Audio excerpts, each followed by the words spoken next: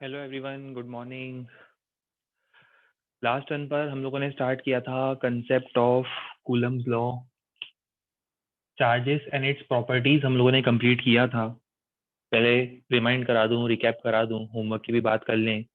हम लोगों ने इलेक्ट्रोस्टैटिक्स में सबसे पहला point charges and their basic properties as well as methods of charging, charging करने के 3 अलग अलग मेथड्स की हमने बात करी थी। और उसके बाद हम लोगों ने स्टार्ट किया था कंसेप्ट ऑफ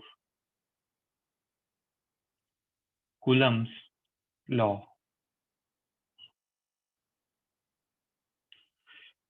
तो सबको याद आ रहा होगा, कूलम्स लॉ बेसिकली सजेस्ट करता है फोर्स ऑफ अट्रैक्शन और रिपल्शन बिटवीन 2 पॉइंट चार्जेस। अगर ये 2 पॉइंट चार्जेस हैं तो इन दोनों पॉइंट चार्जेस के बीच में या तो अट्रैक्शन होगा या रिपल्शन होगा।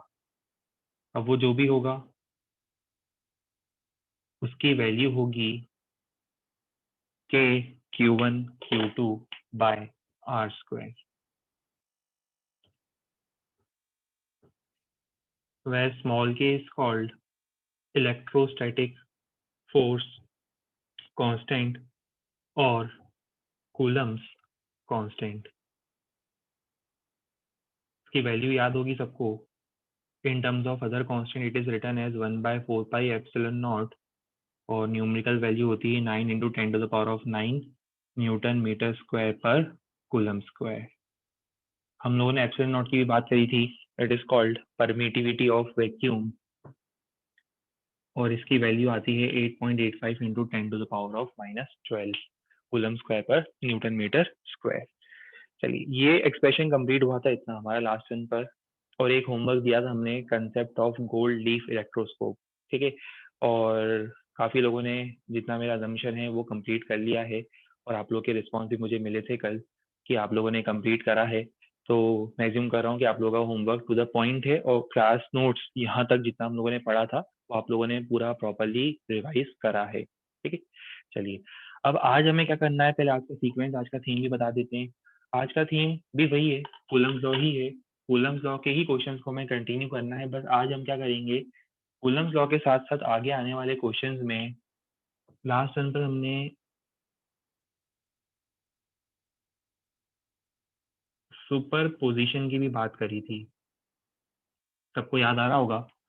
सुपर पोजिशन में हमने डिस्कस किया था कि अगर किसी चार्ज के ऊपर सिस्टम ऑफ चार्जेस के कारण फोर्स लगेगा,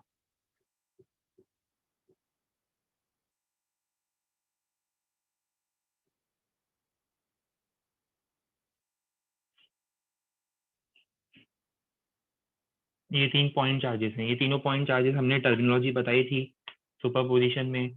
ये तीनों पॉइंट चार्जेस मिलकर क्या बनाते हैं, ये तीनों मिलकर बनाते हैं एक system, system of charges. System of charges क्या करता है, सिस्टम ऑफ चार्जेस किसी एक पर्टिकुलर चार्ज पार्टिकल को इन्फ्लुएंस कर सकता है।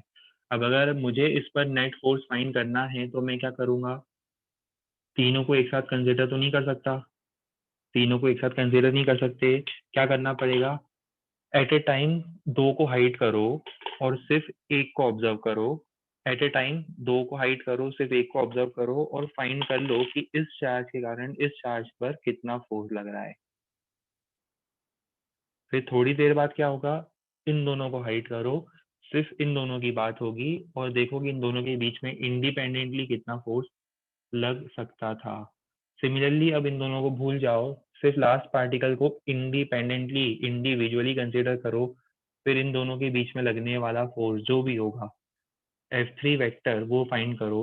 अब मानो कि अगर ये तीनों चार्जेस एक साथ प्रेजेंट हैं तो नेट फोर्स क्या होगा, net force will be the vector addition. Addition भी कोई ऐसा वैसा एडिशन नहीं करना है, हमें एल्जेब्रिक एडिशन नहीं करना है। एडिशन कैसा होगा, it will be equal to the vector addition of all this individual possible forces को हम बोलते हैं प्रिंसिपल ऑफ सुपरपोजिशन। आगे हम लोग इसी कंसेप्ट को इलेक्ट्रिक फील्ड में भी यूज करेंगे। तो कंसेप्ट बहुत इजी है, बहुत सिंपल है। बस आज हम लोग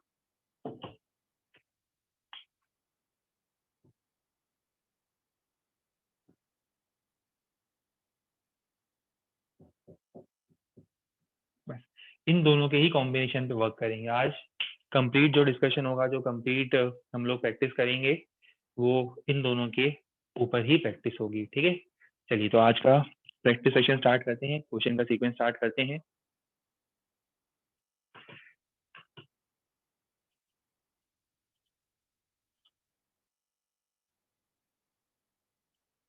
लास्ट टाइम पर ये क्वेश्चन था एंडिंग क्वेश्चन, यहाँ हम लोगों ने क्लासरूम एंड किया था। चलिए ठीक है, तो इसके आगे हम लोग कंटिन्यू करते हैं। फर्स्ट क्वेश्चन सिंपल क्वेश्चन, छोटा क्वेश्चन है पहला क्वेश्चन, करो ट्राई।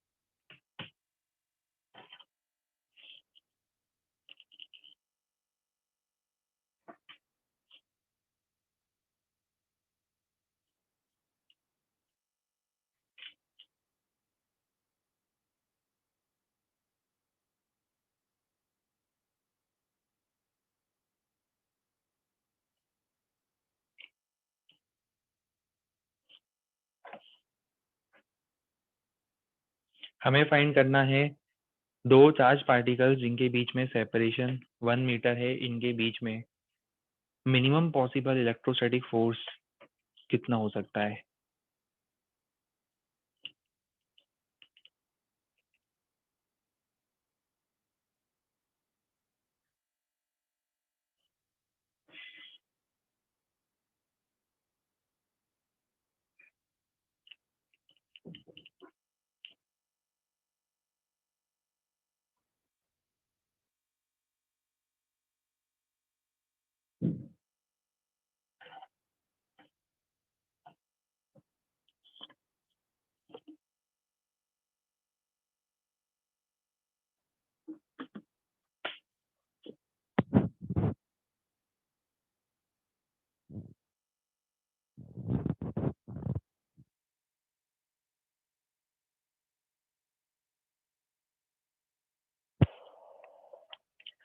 आपको पता है आंसर आते जाए, आपको मुझे टेक्स्ट करते जाना है, मैसेज करते जाना है, मुझे आप लोगों की प्रोग्रेस पता चलती रहनी चाहिए।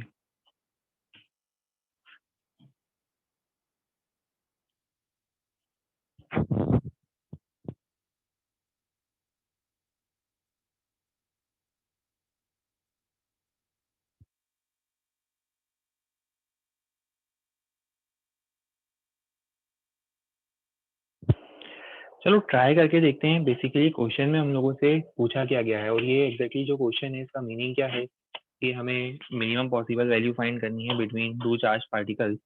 चार्ज की वैल्यू तो दी नहीं है हमें, है ना। देखो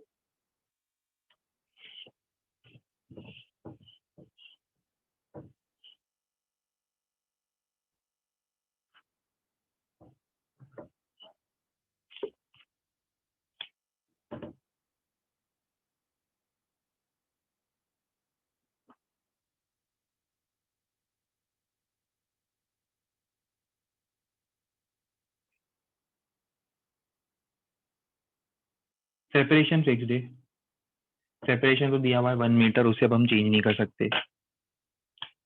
सेपरेशन इज 1 मीटर। मान लो यहाँ पर है चार्ज Q1 और यहाँ पर है चार्ज Q2। इनके बीच में लगने वाला इलेक्ट्रोस्टैटिक फोर्स फाइंड करते हैं। F इक्वल टू के Q1 Q2 R स्क्वायर। अब देखो K तो कांस्टेंट है, डिस्टेंस भी कांस्टेंट है। फोर्स मिनिमम कब होगा? फोर्स मिनिमम होगा जब Q1 और Q2 दोनों मिनिमम होंगे।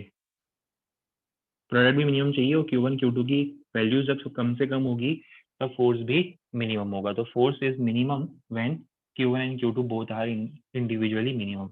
अब मुझे याद करके बताओ कि इन दोनों की मिनिमम पॉसिबल वैल्यू क्या हो सकती है। ये क्वेश्चन, हाँ बिल्कुल सही। वे वन नहीं होगी, वन नहीं होगी। अरे वन क्यों बोल रहे हो आप लोग? वन थोड़ा ना होगी, वन कूलम थोड़ा ना होगी। याद करो, क्वांटाइजेशन स्टेप्स में मिलेगा। एक इलेक्ट्रॉन के बाद देखो, अच्छा मुझे बताओ, मैं इस कंटेनर में मिनिमम पॉसिबल चार्ज इमेजिन करूँ। इमेजिन करते हैं, चलो हमें इस कंटेनर में चार्ज रखना है। कहाँ से लाओगे चार्ज? किसी आइटम में से चार्ज निकालोगे? मिनिमम पॉसिबल कितना चार्ज निकाल सकते हो? चलो सब लोग मुझे बताओ कि किसी आइटम में से चार्ज निकालना है तो मिनिमम कितना चार्ज निकाल सकते हो आप? एक कूलम निकालोगे? कितना निकालोगे? मिनिमम निकाल सकते हैं एक इलेक्ट्रॉन। एक इलेक्ट्रॉन से कम थोड़ा निकाल सकते हैं। आप इमेजिन करो, आपने एक इलेक्ट्रॉन निकाला, एक इलेक्ट्रॉन यहाँ रख दिया, ठीक है। फिर एक और इलेक्ट्रॉन निकाला, एक और इलेक्ट्रॉन यहाँ रख दिया। अब इसके बाद रखोगे तो दो इलेक्ट्रॉन होंगे, तीन इलेक्ट्रॉन होंगे, चार होंगे, पांच होंगे। पर सबसे कम कितना चार्ज होगा? सबसे कम पढ़ा भी चुके हैं हम लोग, बता भी चुके हैं क्वांटाइजेशन में, फिर भी गलती करते हो, पता नहीं क्यों। Q1 की मिनिमम वैल्यू और Q2 की मिनिमम वैल्यू आपको पता है कितनी होगी? इतनी होगी।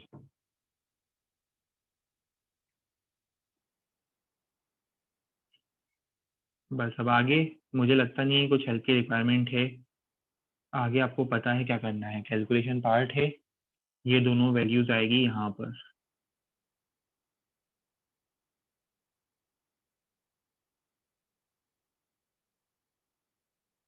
और जब इन दोनों वैल्यूज को रखोगे, के की वैल्यू तो आपको पता होती है पहले से ही, इन दोनों वैल्यूज को यहाँ रखोगे तो अल्टीमेटली हमें क्या मिलेगा? अल्टीमेटली हमें वो मिलेगा जो हमें चाहिए था। और वो क्या था? वो था हमारा आंसर।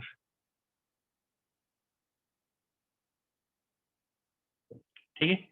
9 × 10⁻⁹ इंटू 1.6 इंटू 10⁻⁻19 का स्क्वायर।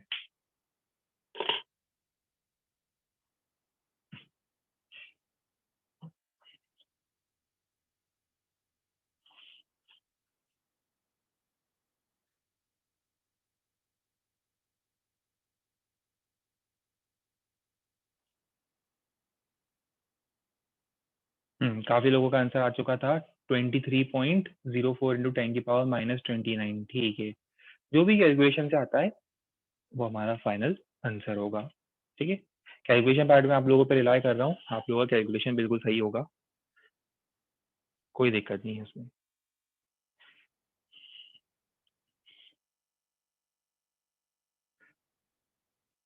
फिजिक्स में हर कंसेप्ट की हमें सफिशिएंट प्रैक्टिस करते जानी है। कूलम्स लॉ, सुपरपोजिशन पर ही हम प्रैक्टिस करेंगे। फिर हर बार जो भी कोई कंसेप्ट इंट्रोड्यूस होगा, उस कंसेप्ट के ऊपर क्वेश्चंस की सफिशिएंट प्रैक्टिस करेंगे। जितनी ज़्यादा प्रैक्टिस करोगे किसी कंसेप्ट की, उतना उस कंसेप्ट में आप कंफर्टेबल फील करोगे, उतना आप एग्जाम के दिन उस कंसेप्ट को रिलेट कर पाओगे।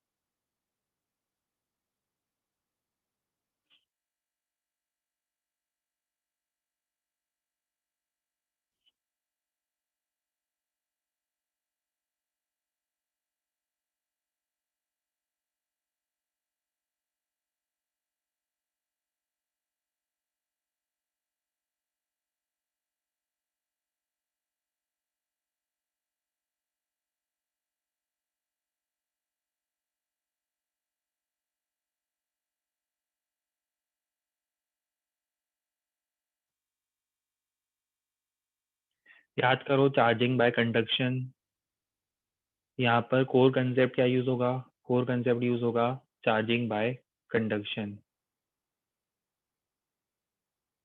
सॉरी, यहाँ पर तो हमें principal of superposition he use करना है। ठीक है, यहाँ पर अभी हम लोगों ने कॉन्टैक्ट में ही रखा है स्पीयर्स को। अभी इसी टाइप का एक क्वेश्चन में नेक्स्ट क्वेश्चन दूंगा जहाँ पर इनफैक्ट हम लोग स्पीयर्स को कॉन्टैक्ट में लाएंगे। अभी आज फिलहाल there is no contact, simply हमें यहाँ पर principle of superposition and Coulomb's law use करना है। सेम रिलेटेबल एक अगला क्वेश्चन भी आएगा जहाँ पर हम लोग with the help of conduction, charging with the help of conduction use करेंगे।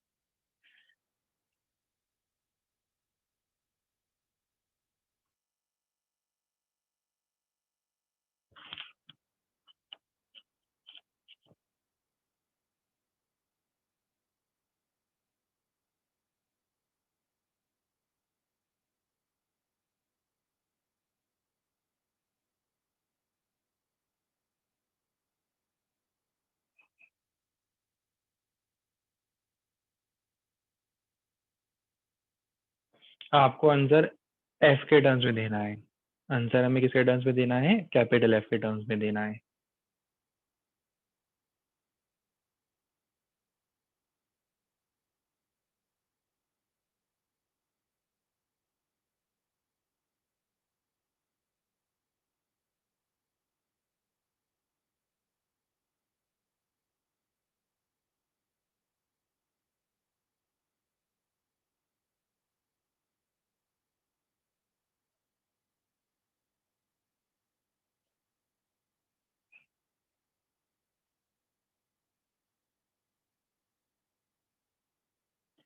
सही, एक आंसर सही आया है अभी तक सिर्फ। अच्छा, इनफैक्ट दो आंसर आ गए, अब दो लोगों के आंसर सही आ चुके हैं।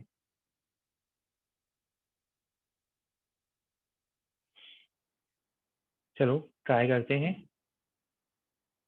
देखो क्वेश्चन में हमें मेंशन है, क्वेश्चन में इट इज मेंशन कि there are two small identical spheres having charges plus Q and minus Q और सर्टेन डिस्टेंस पर there is interactive force of F between them.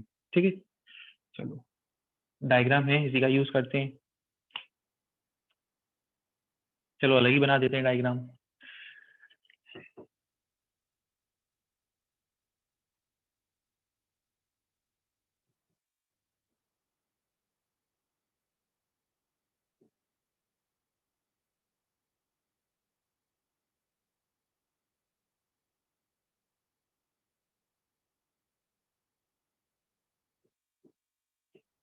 Suppose ये दो चार्जेस हैं, first charge is plus q, second charge is minus q. Further I am assuming की distance between them is equal to r. दोनों के बीच में कितना distance है, is equal to are. इनके बीच में लगने वाला force F equals to K Q one Q two by R square. काफी लोगों के माइंड में आ रहा होगा सर इस माइनस साइन का क्या हुआ। वो माइनस साइन सिर्फ डायरेक्शन बताएगा कि that force will be attractive in nature. Value ये होगी, जब तक हम इसको स्केलर फॉर्म में यूज कर रहे हैं साइन सिर्फ ये बताता है कि डायरेक्शन क्या होगी, अपोजिट साइन बता रहे हैं कि force will be attractive. Value wise तो हम क्या करेंगे, सिर्फ मैग्नीट्यूड ऑफ चार्जेस यूज करेंगे। वैल्यू वाइज हम सिर्फ मैग्नीट्यूड ऑफ चार्जेस यूज करेंगे अभी हाल फिलहाल, जब तक हम स्केलर फॉर्म में कूलम्स लॉ स्टडी कर रहे हैं। ठीक है, अब उसमें लिखा है कि if in the middle of this two charges another charge of value plus Q is placed. चलो रख के देखते हैं। अब सपोज यहाँ हमने एक और चार्ज रख दिया एग्जैक्टली सेंटर में, मतलब ये डिस्टेंस हो जाएंगे R by two R by two. ठीक है, सपोज समझ में आता है डिस्टेंस होंगे आर बाई टू। मुझे बताओ अब इस पर सबसे पहला फोर्स कौन अप्लाई करेगा। सबसे पहला फोर्स इस पर कौन अप्लाई करेगा, ये अप्लाई करेगा। इन दोनों के बीच में भी फोर्स होगा, याद करो मैंने बताया था ना सुपर पोजिशन। पहला फोर्स इस पर ये अप्लाई करेगा, कहाँ अप्लाई करेगा, लाइक चार्जेस रिपल्सिव, कितना एफ वन। एफ वन कितना होगा, K Q one Q two divided by R by two का स्क्वायर। ये आ रहा है 4f के इक्वल। देखो F1 इक्वल टू 4f आ रहा है। चलो ठीक है, इसने रिपेल करा, इसने क्या करा, अगर क्वेश्चन ये कि अगर इसने रिपेल करा तो इसने क्या करा, obviously second force will be attractive. Attractive क्यों है, साइन पर ध्यान दो, साइन के कारण फोर्स इज अट्रैक्टिव, तो सेकंड फोर्स की डायरेक्शन भी यहाँ पर होगी। डायरेक्शन बहुत इंपॉर्टेंट है क्योंकि हमें वेक्टर एडिशन करना है, तो वेक्टर एडिशन में direction will play a very crucial और इम्पोर्टेंट रोल। तो F1 F2, अब F2 की वैल्यू कैसे निकालोगे, सिमिलरली वैल्यू निकालनी है आपको, अगेन डिस्टेंस इज r/2, देख लो कंपेयर कर लो, ये भी 4f आ रहा है ना, ये 4 ऊपर जाएगा, इसके बाद वैल्यू सब्स्टिट्यूट करोगे 4f आएगा। अब रिजल्टेंट कितना होगा, इस पर्टिकुलर पर्सन पर what is the resultant, resultant is addition of these two vectors. Since both these vectors are in same direction, we can write f net equals to 8f। अभी देखो क्या होता है, ये सब क्वेश्चन मैं डिटेल में सॉल्व कर रहा हूँ वैसे, अब क्वेश्चन देखते से आंसर दिख रहा था वैसे, है ना, बिल्कुल सब बेसिक है ये तो वेक्टर्स का, क्योंकि क्वेश्चन देखते से हमें आंसर दिख ही आता है। क्वेश्चन देखते से आंसर कैसे दिखता है, वो दिख ही जाता है कि f4 से डिस्टेंस हाफ करेंगे, फोर्स होगा 4 टाइम्स, ये 4 टाइम्स रिपेल कर रहा है, ये 4 टाइम्स अट्रैक्ट कर रहा है, हमारा आंसर तो डायरेक्टली 8f था। मैं तो एक्सपेक्ट कर रहा था क्वेश्चन देखते से आंसर आएगा, काफी लोगों ने तो आंसर ही गलत दिए मुझे।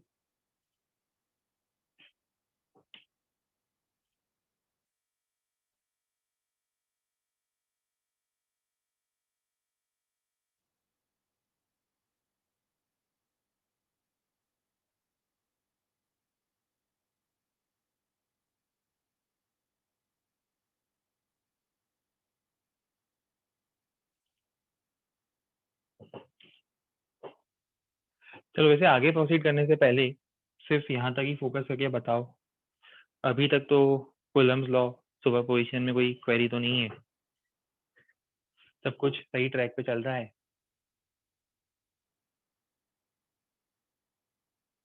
ठीक है,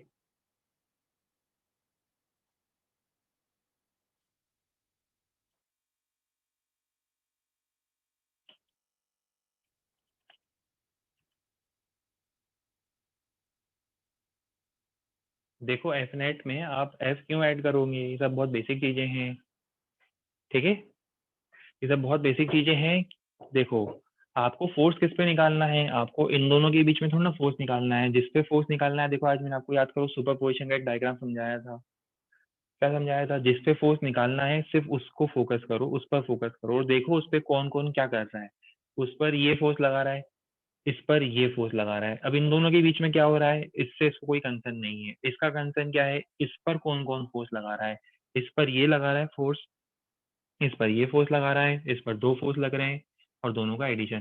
देखो आई एम एज्यूमिंग कि 12th क्लास के पॉइंट ऑफ व्यू से, क्योंकि अभी हमारी जर्नी बहुत लंबी रहेगी 12th क्लास की, ठीक है, और ऑब्वियसली बात है ups and down in terms of concept definitely आने वाले हैं। अब यहाँ पर मैं रीजन बताता हूँ क्या है। 11th का फिजिक्स फाउंडेशन था 12th के लिए, कौन से चैप्टर्स इन पर्टिकुलर जिन पर हमारा कमांड अच्छा होना चाहिए मैं बता दूं, mathematical tools including vectors, very essential, बहुत ज़्यादा एसेंशियल होगा। Apart from that kinematics basic level का सबको आता है, आई एम एज्यूमिंग कि बेसिक लेवल का kinematics everyone is comfortable with that. उसके अलावा laws of motion in terms of vectors, forces को किस तरह से रिजॉल्व करते हैं, किस तरह से ऐड करते हैं, F equals to M A कैसे लगाते हैं, इक्वेशंस कैसे क्रिएट करते हैं, work power and energy and circular motion, ठीक है, सर्कुलर मोशन डब्ल्यू पी, बस यहाँ तक का जो मैकेनिक्स वाला पोर्शन था वो हमारे लिए बहुत ज़्यादा रेलेवेंट होगा। ये मान के चलो कि स्टार्टिंग के जो 4-5 टॉपिक्स थे और एक ग्रेविटेशन, क्योंकि ग्रेविटेशन इलेक्ट्रोस्टैटिक्स सिमिलैरिटी दिखेगी आपको, ठीक है, बाकी टॉपिक्स ठीक है, रोटेशन थोड़ा बहुत यूज होगा, थोड़ा बहुत तो एसएचएम भी यूज होगा, थोड़ा बहुत हम वेव्स भी यूज कर लेंगे, क्वेश्चंस को मिक्स करेंगे, थोड़ी देर बाद थर्मो भी यूज हो जाएगा, ठीक है, तो वो सब तो आते रहेंगे, बट जो इंपॉर्टेंट टॉपिक्स हैं वो हैं टिल डब्ल्यू पी तक के जो टॉपिक्स हैं वो बहुत इंपॉर्टेंट है, यूज करते रहेंगे, फ्रीक्वेंटली यूज करते रहेंगे, आगे अच्छे क्वेश्चंस में मैकेनिक्स भी इन्वॉल्व होता जाएगा।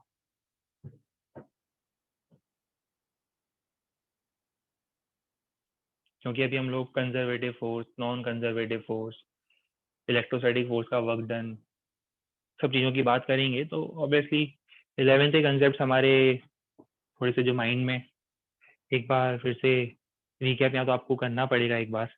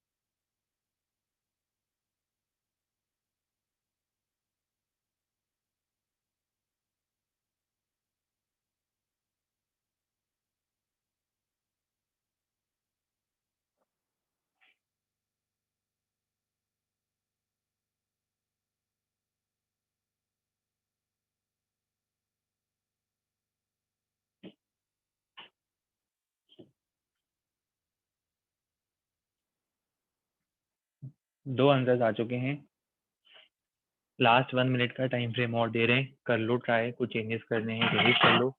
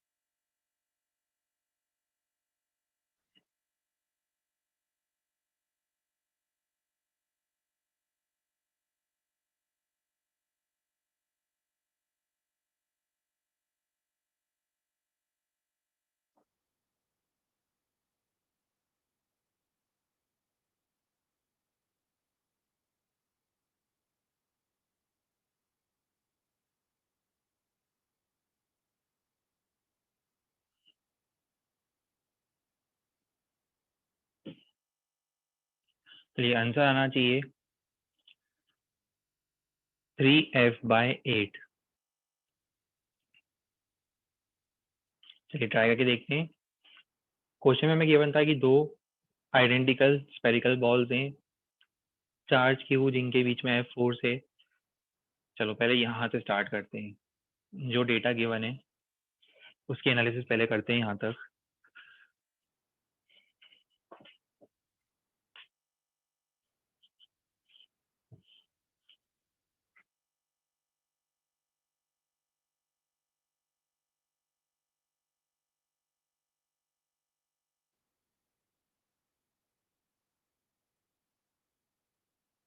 ये 2 आइडेंटिकल स्फेरिकल बॉल्स हैं।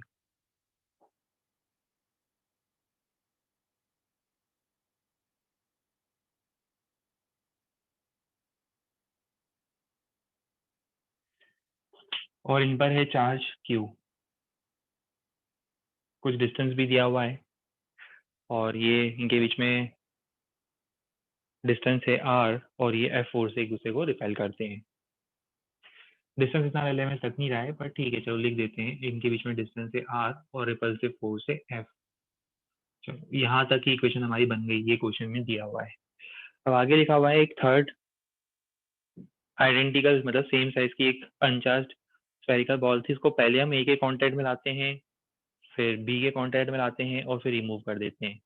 पहले मुझे बताओ कि अगर एक थर्ड बॉल, इसको लिख देते हैं ए, बी और सी। अब आपको फॉलो करते जाना है क्योंकि मैं इसी में सॉल्व करूंगा डायरेक्टली पूरा एक बार में। ये सी, अभी इस पर चार्ज कितना है 0। मुझे बताओ इन दोनों को कांटेक्ट में लाने के बाद क्या होगा। Q/2 पढ़ चुके हैं ऑलरेडी, बिल्कुल सही। अब सिनेरियो हो गया कि जब ये दोनों कांटेक्ट में आएंगे तो इस पर चार्ज हो गया Q/2, इस पर भी हो गया Q/2। ठीक है, इन दोनों का कांटेक्ट कंप्लीट हो गया। हो गया। अब मुझे बताओ कि जब इन दोनों को कांटेक्ट में लाएंगे तब क्या होगा। 3Q/4, बिल्कुल सही। जब हम इन दोनों को कांटेक्ट में लाएंगे तो देखो क्या करेंगे, ये दोनों मिलकर देखेंगे कि पहले दोनों पे नेट चार्ज कितना है। पहले बताओ दोनों पे नेट चार्ज कितना है। दोनों पे नेट चार्ज होगा Q/2 प्लस Q, 3Q/2। अब वो जो नेट चार्ज होगा, क्योंकि दोनों का साइज सेम है, तो net charge exactly equal division में आएगा, इक्वली डिवाइड होगा। तो इसका मतलब नेट चार्ज कितने में डिवाइड होगा, Q प्लस Q/2 का हाफ।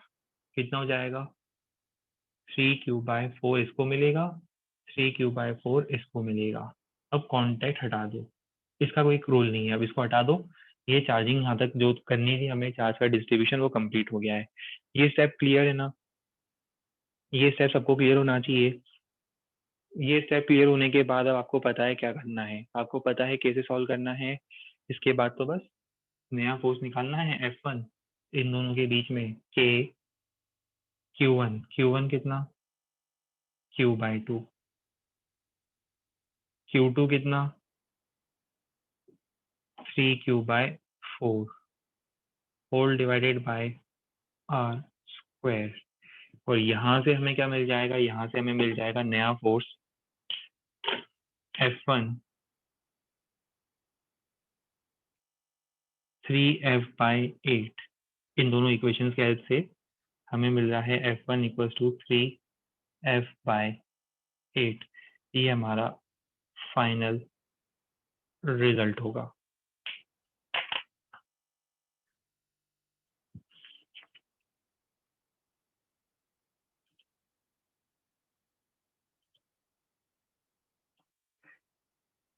चलिए, वो एक्साइटमेंट मुझे आप लोगों के मैसेजेस में दिख रहा है। काफी लोगों का आंसर सही आ रहा है, तो दे आर वेरी एक्साइटेड। काफी लोग एक्साइटेड है आंसर सही आने पर। और कुछ लोगों का जब गलत आता है तो वो एकदम से उनको खराब लगता है कि एकदम से आंसर गलत आ गया। कोई साइन गलत कर लेता है, कोई किसी का साइन गलत आ गया, या फिर किसी स्टेप में गलती हो गई, तो उन लोगों को काफी बुरा लग रहा है। स्टेप 1 फिर से रिपीट करते हैं। देखो, स्टेप 1 में ऑलरेडी बता चुका हूँ, बट मैं सिर्फ ब्रीफ में फिर से ब्रीफ में बताऊंगा। देखो, इमेजिन करो, अगर ऐसे भी समझ में नहीं आया तो वैसे इमेजिन करो कि ये 2 पर्सन से। देखो, पूरी सिंपल बात है, आपको फिजिक्स इमेजिन करते आना चाहिए, है ना। अगर इसे भी क्लियर नहीं है तो इसे इमेजिन करो, ये 2 लोग थे, काफी हैप्पी थे अपनी लाइफ में। दोनों के पास लेट अस से 40 चॉकलेट्स थी। ठीक है, दोनों के पास 40 चॉकलेट्स थी और दे वर वेरी हैप्पी कि दोनों के पास इतनी सारी चॉकलेट्स हैं। ठीक है, पर इनकी हैप्पी लाइफ में ऑब्वियस सी बात है, कोई ना कोई डिस्ट्रप्शन तो लाइफ में आता ही है। तो ये इनकी हैप्पी लाइफ में यहाँ पर एक डिस्ट्रप्शन आ गया। ये, अब मुझे बताओ, जब सबसे पहले ये दोनों मीट करेंगे तब क्या होगा। चलो आप लोग खुद ही बताओ, ये दोनों मीट करेंगे, अगर किसी को क्लियर नहीं है तो ये दोनों जब मीट करेंगे तब मुझे बताओ क्या होगा। उसे क्या करना पड़ेगा, 20 चॉकलेट लूज करनी पड़ेगी, है ना। ये 20 चॉकलेट यहाँ से गायब हो जाएगी ऑटोमेटिकली। 40 चॉकलेट थी तो ये 20 हो जाएगी और 20 हो जाएगी। फिर अब इसने देखा कि अब फर्दर कोई यूज नहीं, अब चॉकलेट्स तो है नहीं देने के लिए, कोई यूज है नहीं। आपको पता है कि फिर इसके बाद क्या होगा। इसके बाद ये दोनों के बीच में जो भी ये चॉकलेट का इंटरचेंज था, एक्सचेंज था, वो अब बंद हो जाएगा। अब यहाँ पर इस पर्टिकुलर स्पीयर को एक नया पार्टिकल ढूंढना है जो इसे और एक्स्ट्रा चॉकलेट्स प्रोवाइड कर सकता है। क्या ये स्टोरी क्लियर हो रही है? क्या ये स्टोरी आप लोगों को रिलेटेबल लग रही है? बिल्कुल रिलेटेबल स्टोरी है। बिल्कुल सही, गुड, वेरी गुड। चलिए, तो क्योंकि अब इसके पास फर्दर चॉकलेट देने के लिए नहीं बची, तो अब इसके बाद क्या होगा, अब इसके बाद इन दोनों का कांटेक्ट लूज हो जाएगा और फिर जहां से चॉकलेट्स मिल सकती है वहां एक नया कांटेक्ट एस्टेब्लिश होगा। अब देखो, ये 40 है, ये 20 है, ये 40 है, ये 20 है, इसका मतलब क्या होगा, इसको 10 चॉकलेट लूज करनी पड़ेगी, 30। अब इसके बाद ये भी 30 और ये भी 30। अब फर्दर थोड़ा लूज करेगा ये, अब 30 हो गया, उसके बाद क्यों लूज करेगा। अब अगर ये लूज कर देगा, इसके बाद चॉकलेट कम हो जाएगी, इसके बाद ज्यादा हो जाएगी, तो वो अनफेयर हो जाएगा सिनेरियो।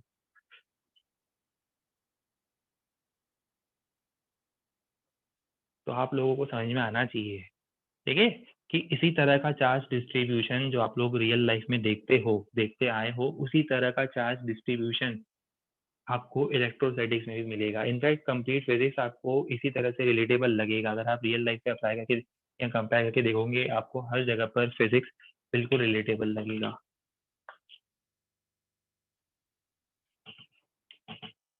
बाकी तो मैं एज्यूम कर रहा हूँ आप लोग सब समझदार हो ही, तो समझ ही जाते हो।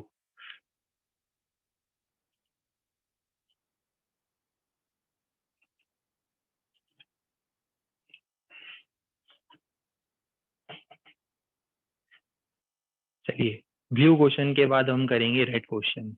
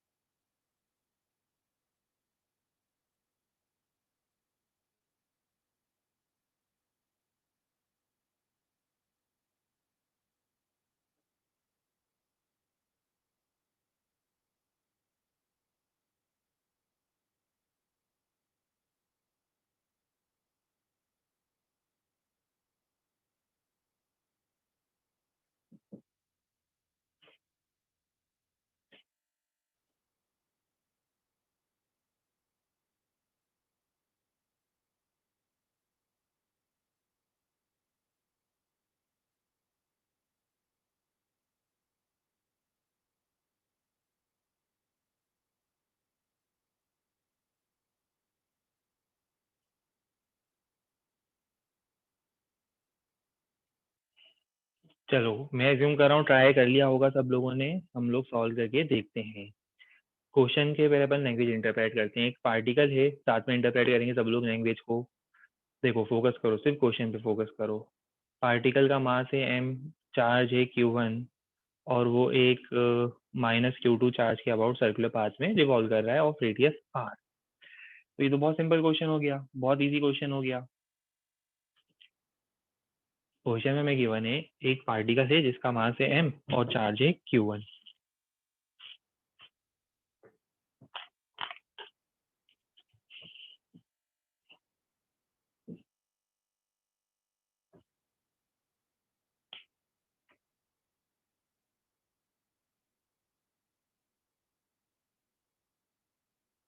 ये फिक्स चार्ज है -q2।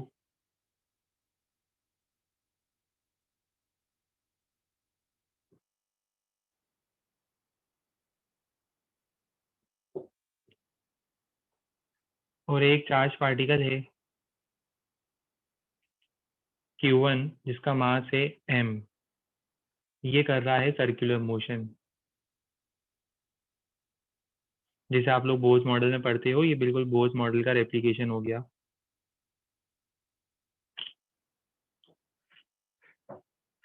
और इसका रेडियस है r और आपको टाइम पीरियड फाइंड करना है। क्या करोगे बताओ टाइम पीरियड फाइंड करने से पहले? आपको पता है कि सेंट्रीपिटल फोर्स क्या प्रोवाइड करेगा, इलेक्ट्रोस्टैटिक फोर्स क्या प्रोवाइड करेगा, नेसेसरी सेंट्रीपिटल फोर्स। तो हम लिखेंगे in this case electrostatic force provides the necessary centripetal force. ठीक है, शॉर्ट में लिख रहा हूँ, electrostatic force provides the necessary centripetal force. Electrostatic force कितना होगा, k q1 q2। Electrostatic force हो जाएगा k q1 q2 divided by r square, और m centripetal m omega square m omega square r। यहाँ से आपको क्या मिलेगा, यहाँ से आपको ओमेगा मिलेगा।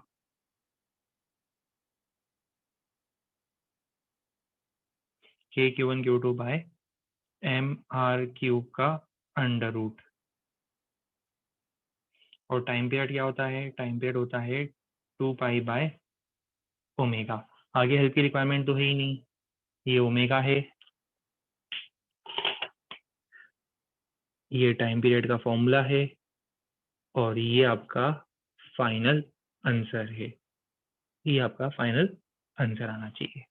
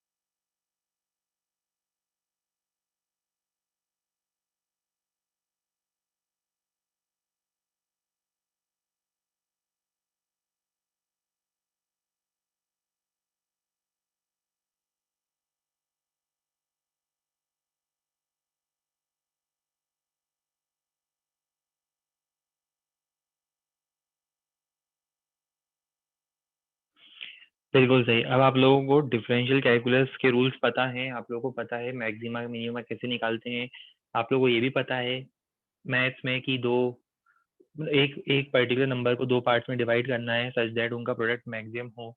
तो वो कब आता है? जब दोनों नंबर्स एग्जैक्टली हाफ होते हैं। आपको ये सब चीजें पता है मैथ्स में भी, ठीक है? फिर भी हम लोग एक बार इसको सॉल्व करके देखते हैं, क्वेश्चन की लैंग्वेज इंटरप्रेट करते हैं, समझते हैं क्या करना चाहिए था।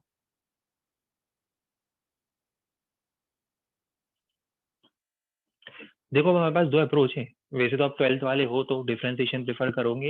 एक और इजी मैथमेटिकल अप्रोच भी है जो 8 9 वाले यूज करते हैं, वो भी बता देंगे। देखो इमेजिन करो कि आपके पास बहुत सारा चार्ज था।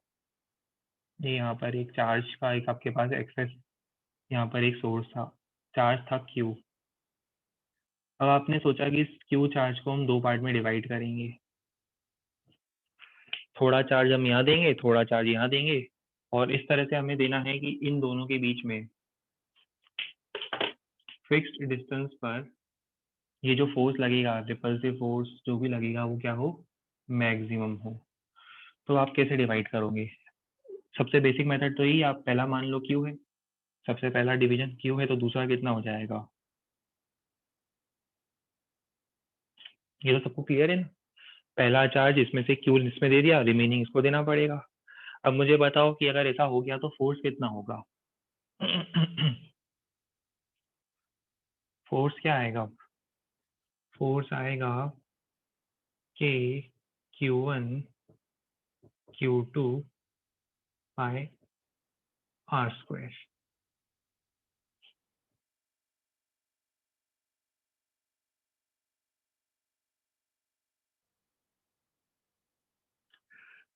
अब केयरफुली देखो, समझ में आता है हमें कि ये जो इक्वेशन लिखी है इसमें फोर्स क्या है? Force is a function of Q. इस इक्वेशन के अकॉर्डिंग तो force is a function of Q. अलग अलग क्यू के लिए देखो, अलग अलग क्यू के लिए अलग अलग डिवीजन होंगे, और अलग अलग डिवीजन के लिए क्या होगा? अलग अलग टाइप के डिवीजन के लिए फोर्स चेंज हो जाएगा। इसमें से हमें वो क्यू फाइंड करना है जिस क्यू के लिए एफ की वैल्यू मैक्सिमम होती है। कैसे फाइंड करते हैं? By using the concept of maxima and minima. We have to find the value of q for which f is maximum or minimum. आपको ये अप्रोच पता है, ये मैं अप्रोच नंबर 1 बता रहा हूँ जिनको डिफरेंशियल कैलकुलस यूज करना रहता है, वो करना भी चाहिए। अब 12th में हो, डिफरेंशियल कैलकुलस हमारा प्रेफर्ड अप्रोच होगा। df by dq should be equal to 0। इसका डेरिवेटिव 0 करना है, करते हैं। चलो इसका डेरिवेटिव 0, ये तो कांस्टेंट है, k by r स्क्वायर तो कांस्टेंट है, बाहर आ जाएगा। q कांस्टेंट है, स्मॉल q का डेरिवेटिव 1 माइनस क्यू स्क्वायर में 2q। ये टर्म मुझे चाहिए 0 के इक्वल। अब ये टर्म 0 तो तभी हो सकता है, ये तो 0 होगा नहीं जब ये 0 हो। इसका मतलब क्या होगा? q minus 2q is equal to 0 simply implies the fact कि q should be equal to q by 2। मतलब चार्जेस को मुझे हाफ हाफ डिवाइड करना चाहिए। जो भी चार्ज है 10 कूलम है तो 5 5 कूलम दोनों को देना पड़ेगा, तो ये फोर्स जो होगा वो मैक्सिमाइज हो जाएगा। एक अप्रोच हो गया, मेथड 1 लिख देते हैं इसको, सॉरी, ये है मेथड नंबर 1।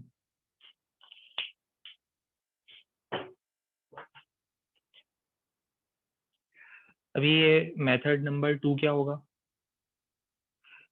देखो मेथड नंबर 2 बेसिकली आपका एल्जेब्रा वाला मेथड होगा। मान लो कि मैं एक को देता हूँ क्यू बाई 2 माइनस एक्स, तो दूसरे को कितना दूंगा?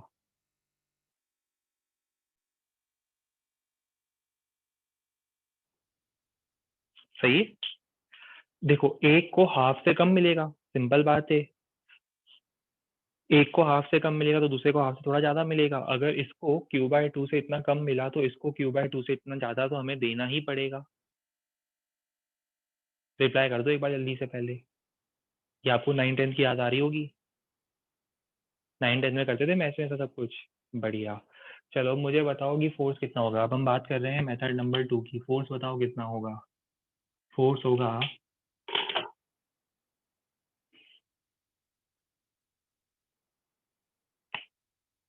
k Q by 2 minus X Q by 2 plus X divided by R square. इसको मैं ऐसा लिख सकता हूँ Q square by 4 minus X square. अब मुझे बताओ कि ये टर्म मैक्सिमम कब होगा?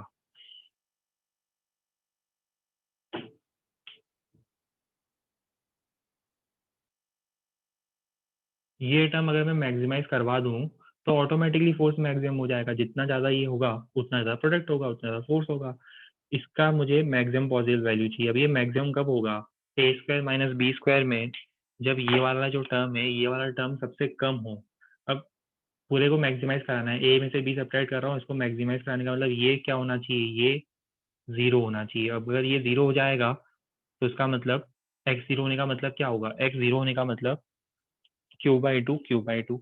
और इनफैक्ट अपन मैक्सिमम फोर्स भी निकाल ही सकते हैं। अब जीरो रखने पर, एक्स को जीरो रखने पर मैक्सिमम पॉजिटिव फोर्स कितना आ रहा है? K Q square by 4 r square. वो हमारा आंसर हो जाएगा। तो X equal to zero, X equal to zero पे charge division will be Q by two each.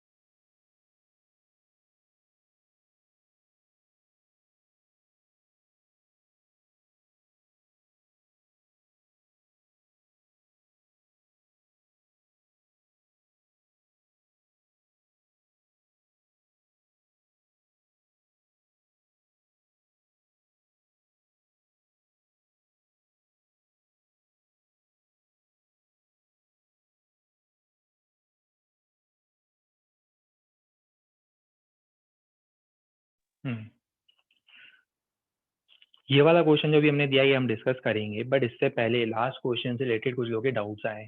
एक डाउट ये आया कि सर इसको हम हिट एंड ट्रायल से भी कर सकते हैं। नहीं, आप लोग 12th में हो, आपको समझ में आना चाहिए कि बहुत सारे अलग अलग टाइप के डिवीजन हो सकते हैं। Q by 3, 2 Q by 3, Q by 4, 3 Q by 4, बहुत सारे अलग अलग डिवीजन हो सकते हैं। आप कभी भी सर्टेनिटी से नहीं बोल सकते कि अभी तक जो आपने प्रोडक्ट निकाला है वो बाकी सबसे मैक्सिमम ही आने वाला है। तो ऑब्वियस ही बात है, 12th क्लास के स्टूडेंट हो, सब लोग मैथमेटिकली साउंड हो, आपको पता होना चाहिए कि हिट एंड ट्रायल यहाँ पर हम कभी यूज नहीं करेंगे, क्योंकि इतना सारा डिवीजन पॉसिबल है, इतने सारे टाइप के डिवीजन पॉसिबल है इसमें, दो पार्ट्स में। कभी भी आप नहीं बोल सकते कि ये प्रोडक्ट अगर मैक्सिमम आ रहा है तो बाकी सबसे भी मैक्सिमम आएगा, अनलेस आपके पास मैथमेटिकल प्रूफ हो। दूसरा, किसी ने कहा कि लास्ट टाइम क्लियर नहीं हुई, इससे ज्यादा कुछ क्लियर हो ही नहीं सकता। देखो, आपसे किसी ने कहा कि Q square by 4 minus X square को मैक्सिमाइज कराना है।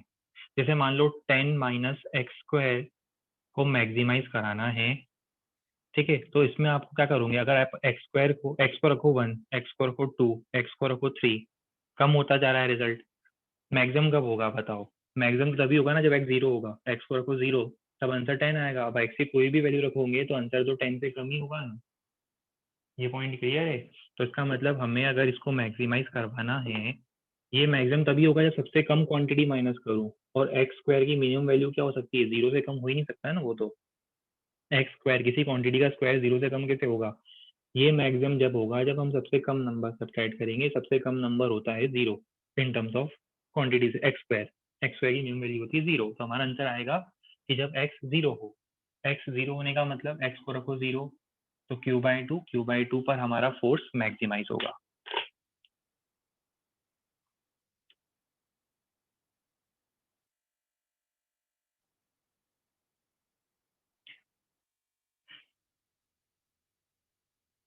चलिए अब हम अपना फोकस शिफ्ट करते हैं। जो लेटेस्ट हमने क्वेश्चन दिया है कि 3 कूलम को हमें कहाँ प्लेस करना है।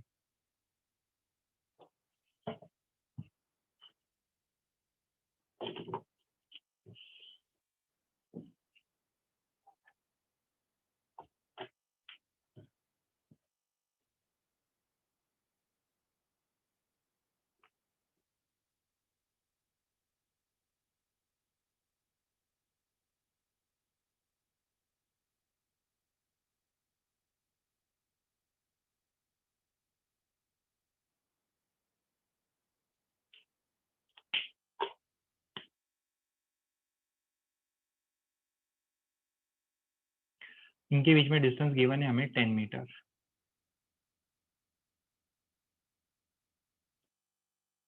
चलो अब मुझे सबसे पहले बताओ कि क्या इन दोनों को ज्वाइन करने वाली लाइन के ऊपर अगर मैं कहीं रखता हूँ, कहीं भी रख दूं, अगर ऊपर इस पूरे रीजन में कहीं भी रख दूं, क्या हमें इक्विलिब्रियम मिल पाएगा? 3 कूलम क्या कभी इक्विलिब्रियम हो पाएगा? क्यों नहीं हो पाएगा? क्योंकि सिंपल बात है कि दो फोर्स कैंसिल तभी हो सकते हैं जब वो एग्जैक्ट अपोजिट डायरेक्शन में हो। दो फोर्स कैंसिल तभी हो सकते हैं when they are in exact opposite direction. अब यहाँ पर तो पॉसिबिलिटी नहीं है। देखो, एक फोर्स यहाँ जाएगा, एक फोर्स यहाँ जाएगा, ये दोनों कभी एग्जैक्ट अपोजिट डायरेक्शन में नहीं हो सकते, कैंसिल नहीं होंगे। तो ये रीजन पूरा एलिमिनेट हो गया। सेम केस, इन दोनों को ज्वाइन करने वाली लाइन के नीचे का रीजन भी पूरा एलिमिनेट हो गया। मतलब रखना है तो कहाँ रखना है? ना ऊपर ना नीचे। रखेंगे तो कहाँ रखेंगे? तो इस लाइन पर। अब इस लाइन पर भी कहाँ रखें? इस लाइन में भी 3 जगह हो सकती है, 3 पॉसिबल सिनेरियोज हो सकते हैं। लेफ्ट में रखें, राइट में रखें, या बीच में कहीं रखें। कैसे पता चलेगा? लेफ्ट में रखोगे तो दोनों रिपेल करेंगे, समझ रहे हो ना? जैसे अगर मान लो हम लेफ्ट में रखते हैं, देखो लेफ्ट में रख के देखो 3 कूलम को, ये भी रिपेल कर रहा है, ये भी रिपेल कर रहा है, दोनों रिपेल कर रहे हैं, तो नेट फोर्स तो 0 वैसे भी नहीं हो सकता उस साइड, क्योंकि दोनों का फोर्स कहाँ है? टुवर्ड्स लेफ्ट है, नेट फोर्स 0 नहीं हो सकता। सिमिलरली अगर मैं राइट में रखूंगा तो क्या होगा? बताओ बताओ, राइट में रखूंगा तो क्या होगा? ये दोनों इसको राइट में रिपेल करेंगे, क्या नेट फोर्स 0 हो सकता है?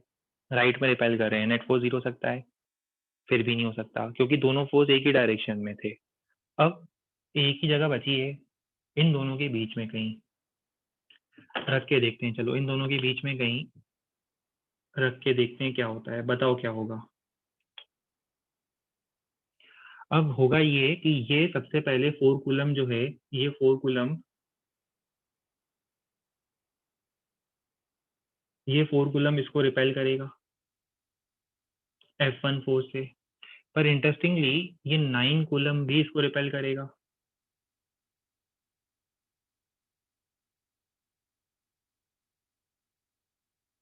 पर अब इसमें बेनिफिट क्या हो रहा है? हमारा बेनिफिट ये हो रहा है कि दोनों रिपेल जरूर कर रहे हैं।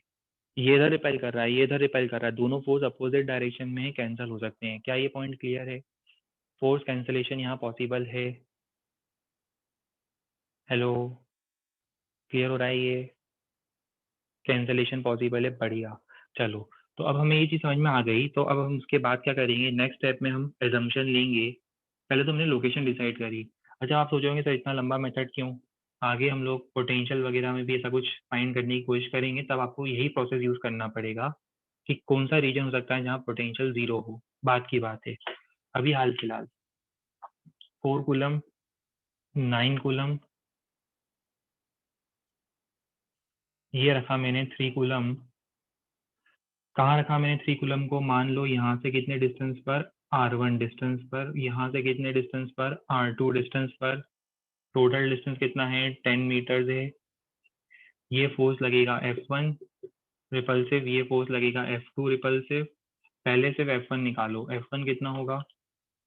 F1 होगा इसके कारण K Q1 Q2 bye R1 square, इन दोनों के बीच में फोर्स F1। फिर निकालेंगे ये कितना फोर्स लगा रहा है, वो होगा F2। F2 कितना होगा? K Q1 Q2 by R2 square. और हम क्या चाहते हैं? फोर्स कैंसल हो, नेट फोर्स जीरो हो। नेट फोर्स जीरो कब होगा? जब F1 F2 इक्वल होंगे। तो सबसे पहली इक्वेशन आएगी F1 should be equal to F2। जरा करो इन दोनों को इक्वेट। इक्वेट करने पर क्या होगा? ये कैंसिल हो रहा है, यहाँ से हमें मिल रहा है R1 bye R2 equals to 2/3। ठीक है, यहाँ से हमें मिल रहा है R1/R2 इक्वल्स टू 2/3। ये हो गई एक इक्वेशन। दूसरी इक्वेशन कहाँ से आएगी? R1 plus R2 equal to कितना था टोटल डिस्टेंस? टोटल डिस्टेंस था 10 मीटर। अब आपके पास है दो इक्वेशन, दो वेरिएबल, सॉल्व कर सकते हो। R1 की वैल्यू आ जाएगी 4, R2 की वैल्यू आ जाएगी 6।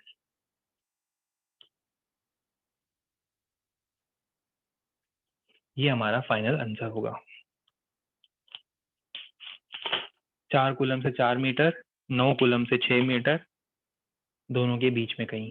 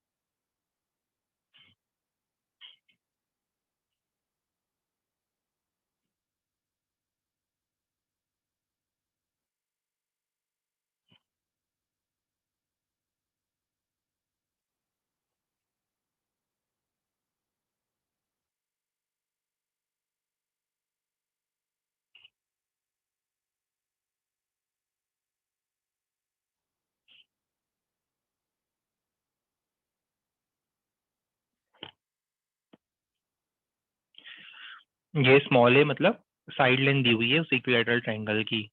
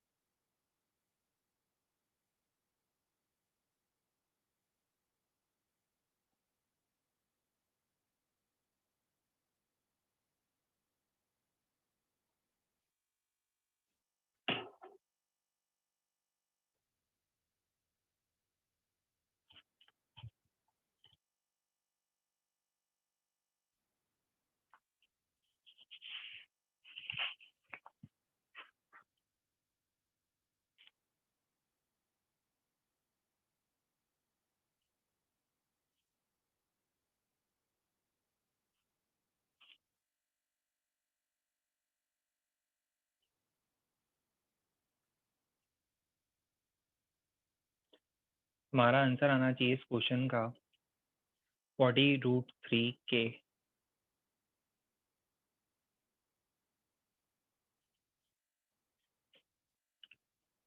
देखो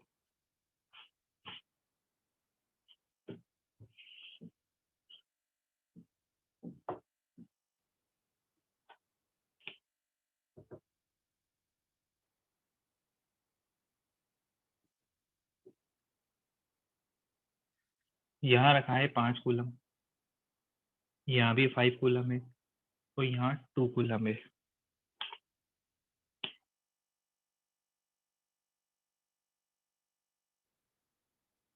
और ये है +2 कूलम। इस पे फोर्स निकालना है। सबसे पहला फोर्स ये लगाएगा, कितना लगाएगा? F, ठीक है। रिपल्सिव फोर्स F इस लाइन के अलोंग कितना लगाएगा? F K Q1 Q2 divided by R square. R square कितना दिया था मैंने? साइड लेंथ साइड लेंथ कितनी दी थी ट्रायंगल की हम लोगों ने? क्वेश्चन में दिया था हमने 0.5। चलो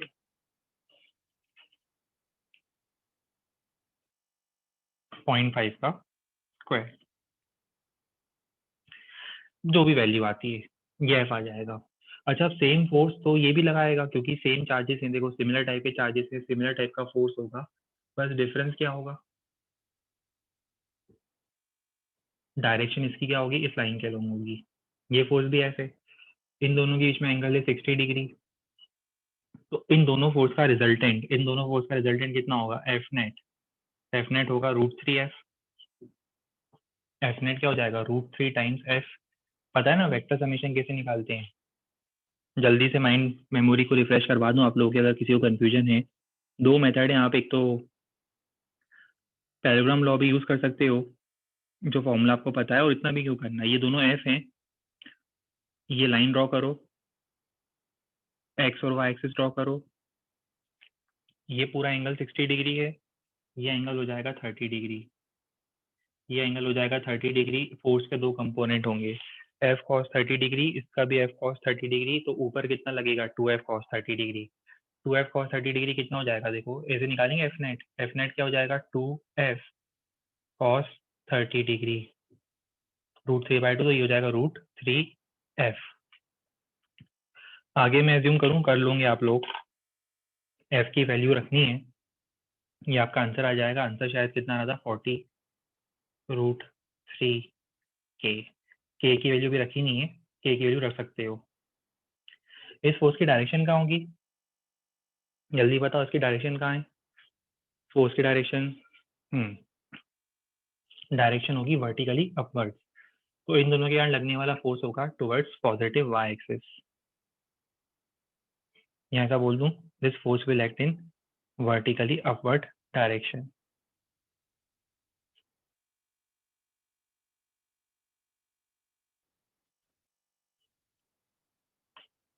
ये क्लियर हो गया सबको?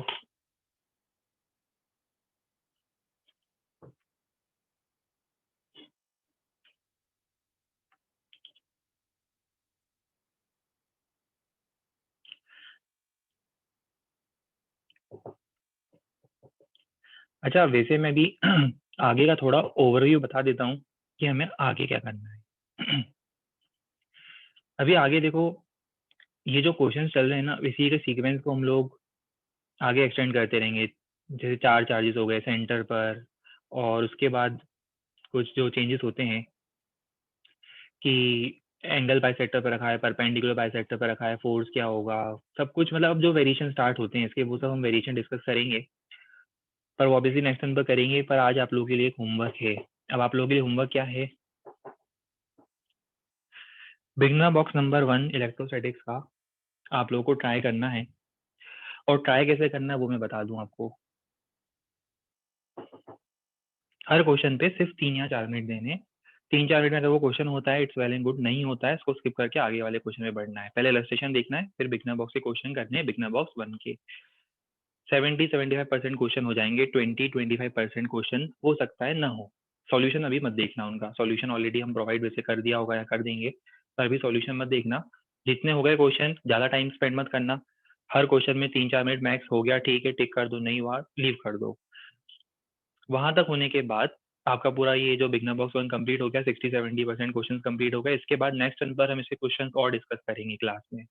अब जब नेक्स्ट टर्न पे हम क्लास में क्वेश्चन और डिस्कस करेंगे, उसके बाद मंडे के दिन आप जो क्वेश्चन नहीं बने उनको फिर से रिविजिट करोगे और उसके बाद उनको फिर से ट्राई करोगे। तो जो 25-30% क्वेश्चन जो नहीं बन पाए थे उनको फिर हम सॉल्व करने की उसके बाद कोशिश करेंगे, ठीक है।